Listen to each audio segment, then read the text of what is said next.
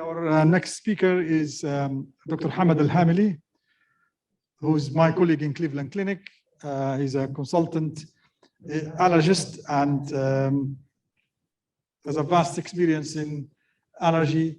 And he's going to talk about hereditary angioedema, overview and long-term prophylaxis. Dr. Hamad is an allergy consultant in the Respiratory Institute at Cleveland Clinic. Prior to joining Cleveland Clinic, he worked as an allergy consultant at Sheikh Khalifa Medical City in Abu Dhabi. He completed his residency training in general pediatric and adolescent medicine in Charity University Hospital in Berlin, a prestigious place in Germany. After finishing his residency training, he joined the fellowship in allergy, and during his training, he was actively involved in several research projects, including HIB, the hen-egg allergy prevention, and participated in clinical trials for new drug therapies, including oral immunotherapy for peanut allergy. Without further ado, the floor is yours, Dr. Hamad. Thank you, Dr. Mohammed, for the kind invitation. I would like to thank everybody here and all the pharmaceutical company, especially Takeda, who are sponsoring this speech. So I will start with hereditary angioedema and long-term prophylaxis. So here I have a case. I would love to start with a case. It's a 31-year-old Emirati patient was seen in the allergy clinic for evaluation of recurrent angioedema and food allergy, especially to seafood. So patient was doing well. Patient started to notice facial and lip swelling and chest tightness since 2012. He had multiple visits to the ER in Al Fujairah for severe angioedema and shortness of breath. The first couple episodes happened after eating shellfish. So the patient was labeled as a food allergy without any testing. So patient has strictly avoid all shellfish and fish as well. Despite strict diet, patient was still having mild angioedema.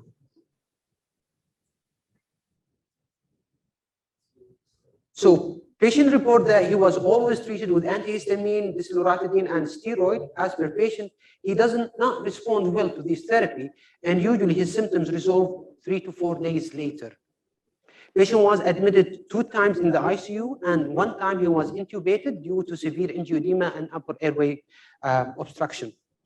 Patient past history, patient was diagnosed with G6PD deficiency in early childhood. So this is his blood test. So we saw him in the allergy clinic, and we did a blood test on him. So this is the CBC and the total IgE. As you can see, the total IgE is not high. CBC was unremarkable. Then, because of the recurrent angioedema, we did the C1 esterase inhibitor and the C1 esterase function and C4, and you can see that the C1 esterase function was very low, and also the C4 was very low. So the C4 was taken not during an acute episode of angioedema.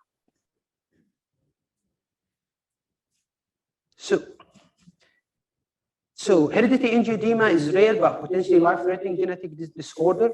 It is chronic disease characterized by recurrent, spontaneous, and unpredictable attacks of non-proliferative edema and pain. It's estimated the prevalence is 1 in every 50,000 globally, but likely to be higher due to delay and misdiagnosis. In the United States, there is like 8,000 individuals who have this disease. In Europe, there is 15,000, and worldwide, there is 200,000 individuals having this disease.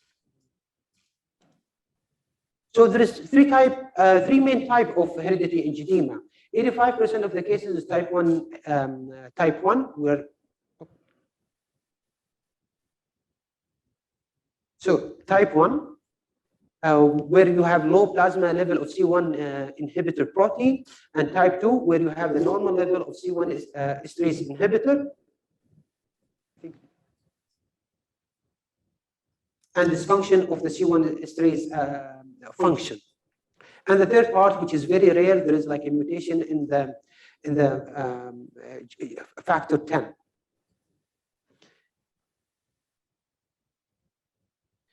So While while the C1 esterase inhibitor protein has many functions, one of the important functions is to regulate the activity of plasma kallikrein. When the C1 esterase inhibitor protein is absent or not functioning properly, the inactive kallikrein becomes active plasma kallikrein, and in uncontrolled manner, the increased plasma kallikrein activity lead to increased production of bradykinin, which is a vasoactive peptide that produce edema, swelling by binding to the bradykinin receptor. So, hereditary angioedema attack can occur in response to numerous and diverse triggers. Like many attacks can be due to mechanical trauma, mental stress, airway infection, and dental procedure is one of the main things. And also can be by having the period or the ovulation are common trigger in adolescent girl. The same trigger may not always be provoke an attack. So with type 1 hereditary angioedema and type 2, clinically they look identical, having identical symptoms characterized by edema, one or several organ system. Angioedema attack vary on location, frequency, and duration. But the most common site is the face, abdomen, and the extremities. So here is just like to give you an example. How do you see the manifestation of the hereditary angioedema attack, especially in the abdomen? You can see the abdominal swelling to the face. So this is like the first one is like prefacial swelling, and the second picture demonstrates the swelling that happened with this angioedema attack. And this is the cutaneous manifestation. So what's the clinical course of presentation of atopic hereditary angioedema? Usually it starts after the trigger, and it's increased in intensity and takes between 12 to 36 hours till it reaches like the peak, and then it's resolved like in 2 to 5 days. So hereditary angioedema is different from other angioedema. There is some criteria that we can look at that can distinguish between the angioedema and hereditary angioedema. The attack is longer, the duration between 3 to 4 days. There is no pruritus or urticaria, and failure to respond to antihistamine and corticosteroid or even like epinephrine. There is also like a family history. So the cutaneous attack, like as I said, that it is very common, and one of the noticeable symptoms of hereditary angioedema, patient first notice skin tightness and tingling, and some patient will have erythema. But these are non-raised rashes known as erythema marginatum. Some of the cases, these will be like misdiagnosed as an urticaria rashes. So angioedema develop over several hours, swelling interfere with the daily function. Example, inability to hold pens or utilities, dress oneself, or wear shoes. And usually it resolves between like in 3 to 4 days. So hereditary angioedema is misdiagnosed with other conditions. For example, with the abdomen, you have like usually it is misdiagnosed initially with the subcutaneous with allergic reaction. With abdominal attack, usually it is misdiagnosed with acute appendicitis, irritable bowel syndrome, intersection. I've seen this like one case like that was with the 4 years old child.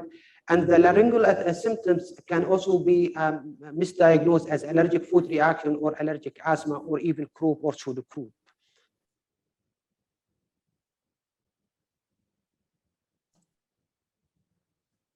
So the diagnostic delay are very common in this disease. Usually the median age at the onset is by 11 years of age. 50% of the patients with hereditary angioedema have previously received a misdiagnosis.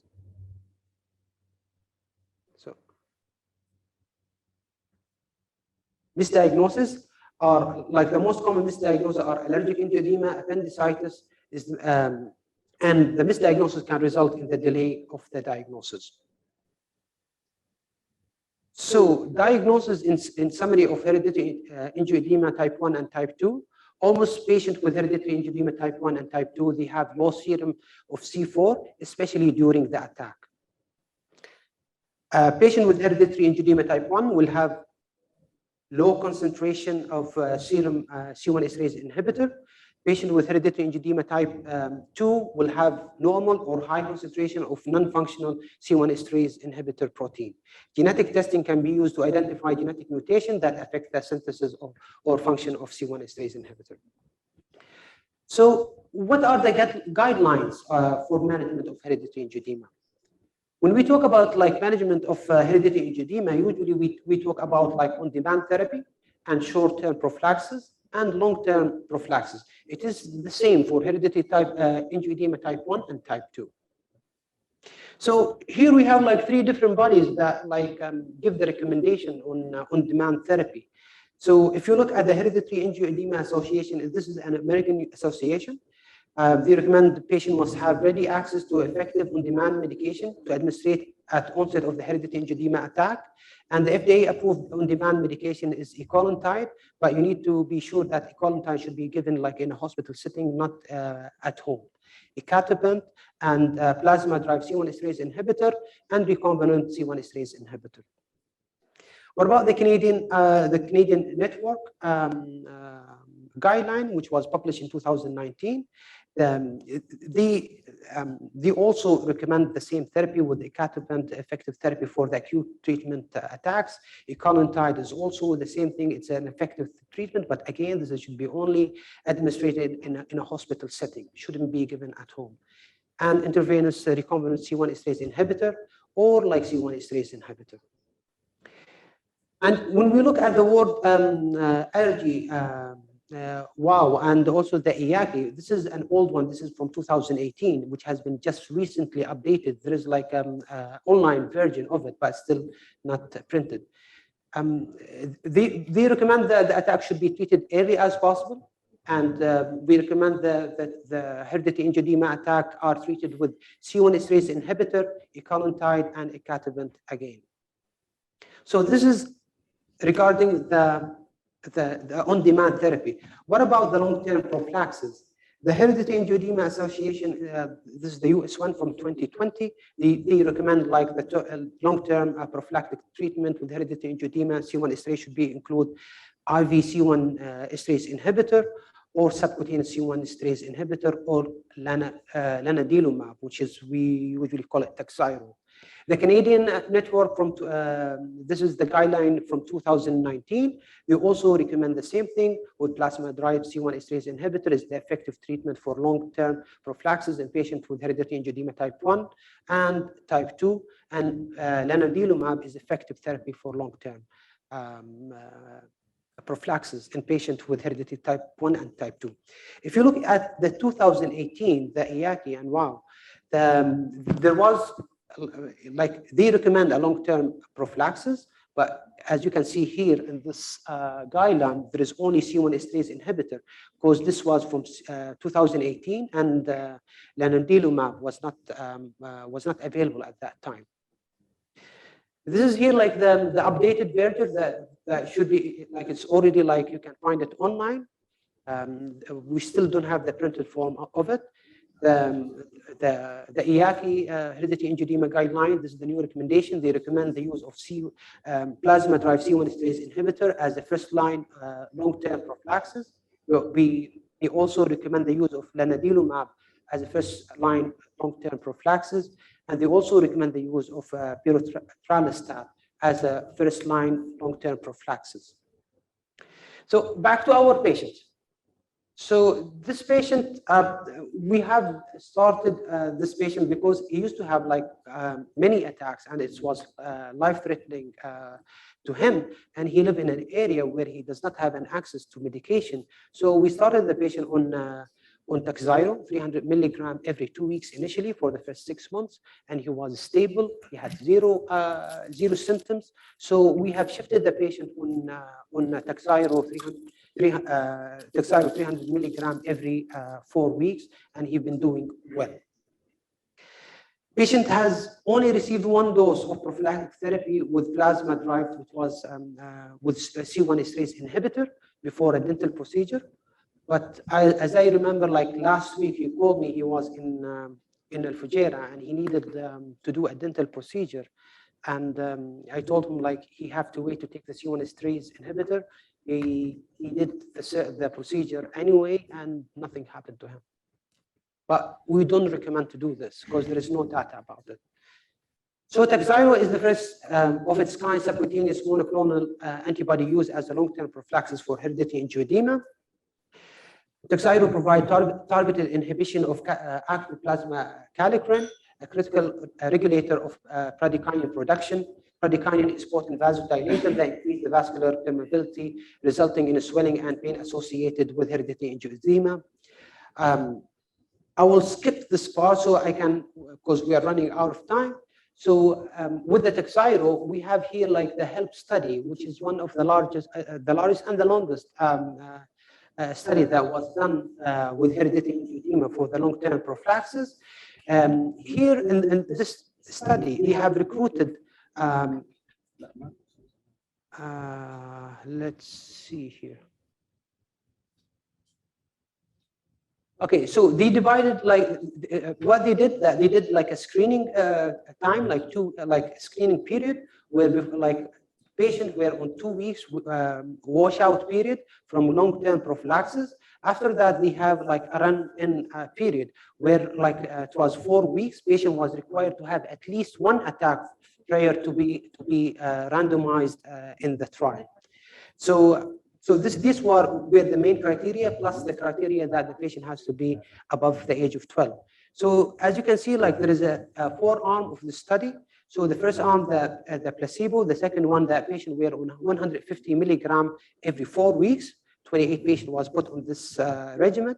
And the second arm, the third arm was like patients were given 300 milligram every 4 weeks. There was 29 patients in this arm. And the last one, it was 300 milligram every 2 weeks. So again, this is the inclusion criteria: males and females, age 12 or older, documented diagnosis of hereditary angioedema type 1 and type 3, more than 1 confirmed hereditary angioedema attack during the 4-week run-in period, include patients who did not respond to C1 esterase inhibitor. The exclusion criteria: patients who have like diagnosis of another form of chronic or recurrent angioedema, treatment with any other investigational drugs within 4 weeks prior to screening. For the 2 weeks prior to the start of the run-in period, patients were not allowed to be on androgen or long-term prophylaxis.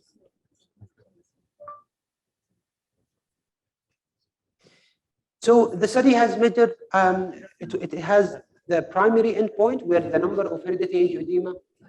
Okay, so the number of hereditary angioedema attack during the treatment period between 0 to 182, and then the secondary endpoint was the number of moderate to or severe hereditary angioedema during the treatment period between 0 to 182, and number of attack requiring acute treatment during the treatment period between 0 to 182.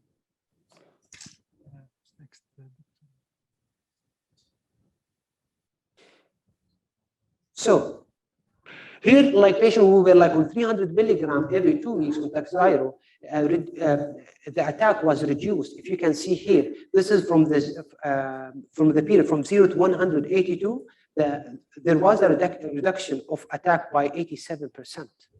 So this is these are significant. And the secondary endpoint by reduction of number of moderate or severe hereditary angioedema attack from day 0 to 182, it was also reduced by 83%.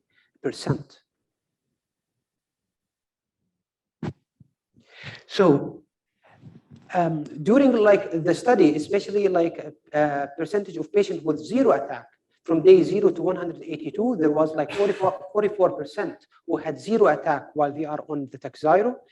And what about the efficacy? Because as you because the medication reached the steady phase between the day 70 to 182.